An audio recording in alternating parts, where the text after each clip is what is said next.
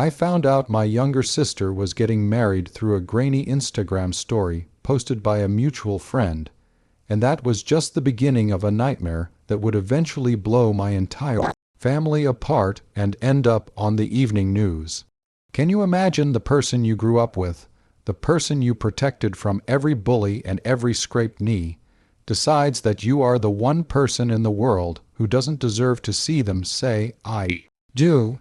I sat there in my dark living room, staring at my phone screen as the woman I shared a childhood with toasted to a life I wasn't allowed to be a part of, and I honestly had to ask myself if I was the villain she made me out to be.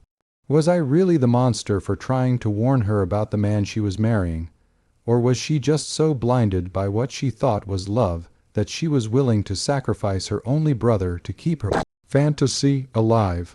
I want you to listen to this entire story and tell me honestly, would you have stayed quiet to keep the peace, or would you have done exactly what I did when the truth finally came screaming out in front of the entire world? To understand why I was banned from the wedding of the year, you have to understand my sister, Chloe. Chloe has always been the golden child, the one who could do no wrong in my parents' eyes, and because of that, she grew up with a certain level of naivety that was almost dangerous.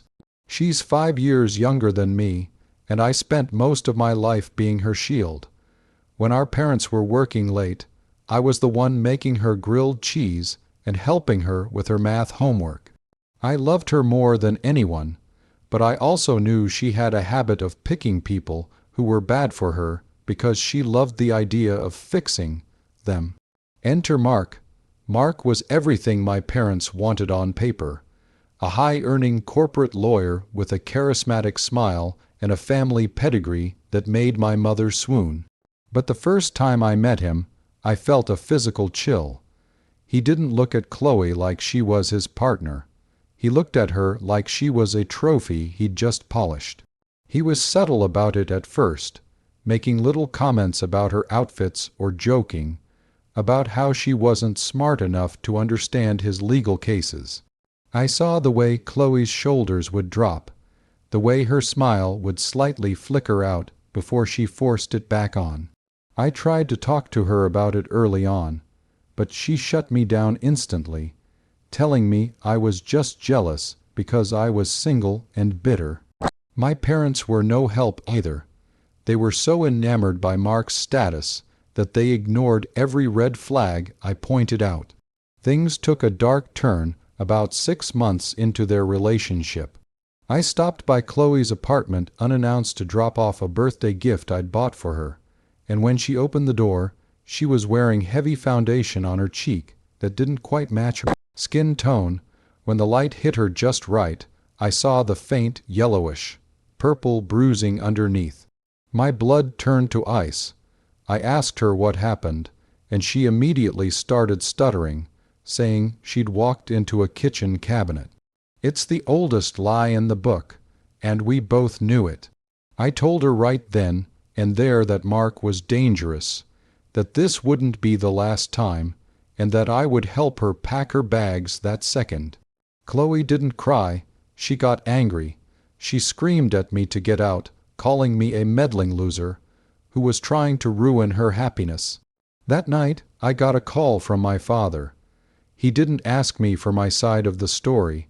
He just told me that Mark was deeply offended by my accusations and that if I couldn't be supportive of Chloe's relationship, I wasn't welcome in their home anymore. From that point on, I was the black sheep. I was the crazy brother who was projecting his own insecurities. When the engagement was announced 3 months later, I wasn't surprised that my invitation never arrived. I was erased from the family photos, blocked on social media, and treated like a stranger by the people I'd known my whole life.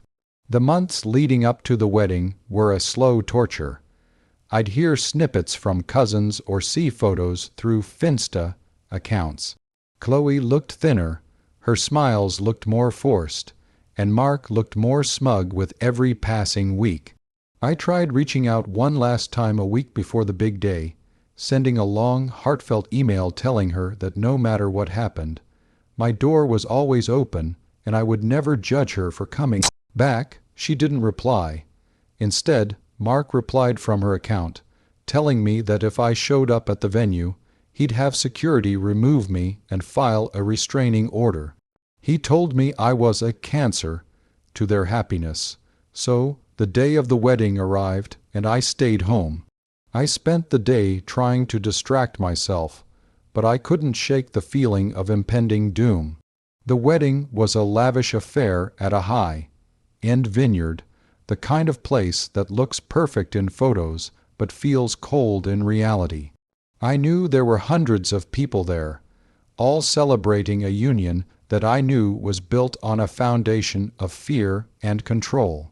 It felt like I was watching a slow-motion car crash, and I was the only one screaming for the driver to hit the brakes, but no one could hear me. Now, this is where things get truly insane, and I need you to really think about this. I was sitting at home, feeling like the world's biggest failure, while my sister was walking down the aisle toward a man I knew was hurting her. I had been silenced, pushed out, and humiliated by my own blood. So, I'm asking you right now, before I tell you what the world saw on that live stream, what would you have done? Would you have just moved on with your life and let her face the consequences of her choices? Or would you have kept fighting even when she told you she hated you? Seriously, pause for a second and leave a comment. I need to know if I was the only one who felt like my soul was being ripped out. Because what happened next wasn't something I planned. It was a moment of pure, unadulterated truth that no one could hide, not even with all the money and PR in the world. The wedding was being live-streamed for Mark's extended family in Europe, who couldn't make the trip. One of my cousins, who felt guilty about me being excluded, sent me the private link. I shouldn't have watched it, but I couldn't help myself. The ceremony was perfect. The flowers, the music, the vows.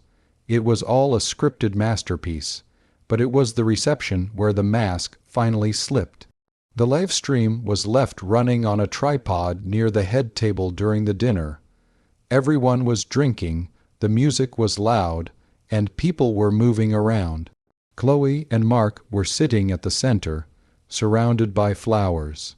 At one point, Chloe leaned over and whispered something to Mark, probably something about her being tired or wanting to sit down for a moment.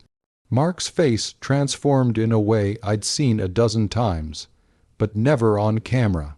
His jaw tightened, his eyes went cold, and right there, in front of the head table, with the camera capturing every single frame, he handed her across the face. The sound was muffled by the music, but the impact was clear.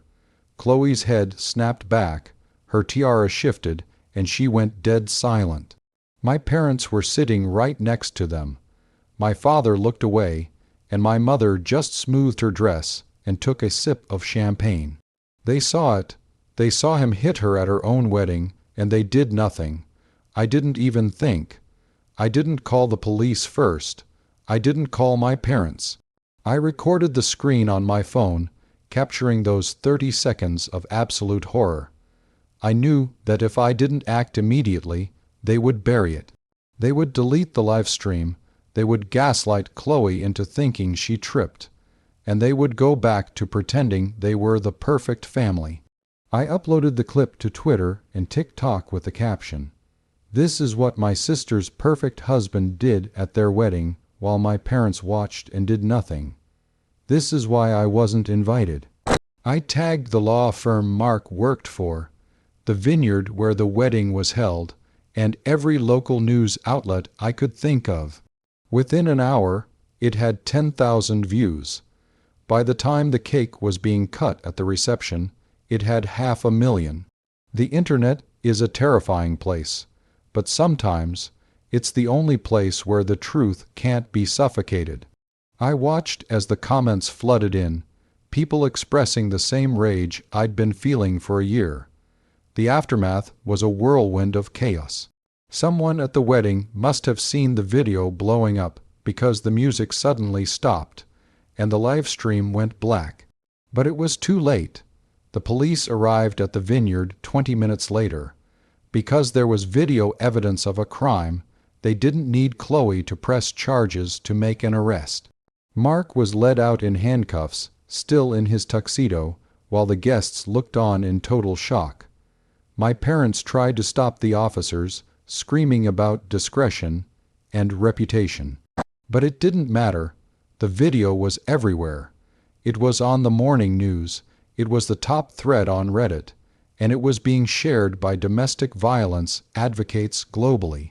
Mark's law firm fired him by Monday morning via a public statement on their website. He was ruined. But more importantly, the wall of silence he'd built around Chloe was shattered. When the dust settled, Chloe came to my house. She didn't have her luggage. She just had her wedding dress in a plastic bag and a look in her eyes that I will never forget. She didn't apologize right away, and I didn't ask her to. She just sat on my couch and cried for 3 hours. She confessed that the cabinet incident was just one of many, and that our parents had told her to manage his temper, because the marriage was too important to lose. My parents have lost everything, too. Their social standing is gone, their friends have distanced themselves, and I haven't spoken to them since the night of the wedding. They blame me for ruining the family, but as far as I'm concerned, the family was ruined the moment they chose a monster's reputation over their daughter's safety. Chloe is in therapy now, and she's living in an apartment I helped her find. It's a long road to recovery, but she's alive, and she's free. Looking back, I know some people think I was wrong to post that video. They say I should have handled it privately, that I humiliated my sister on the biggest day of her life.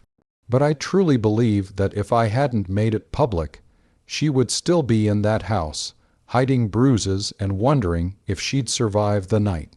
Sometimes, the only way to save someone is to set the whole world on fire and see who's left standing in the ashes. I chose my sister over my family's pride, and I'd do it again 1,000 times. If you think I did the right thing by exposing the truth, please like this video and let me know your thoughts in the comments. Have you ever had to betray your family to save someone you love? Subscribe for more stories where the truth finally comes to light, no matter the cost. Share this with anyone who needs to hear that they don't have to protect their abusers. I'll see you all in the next story.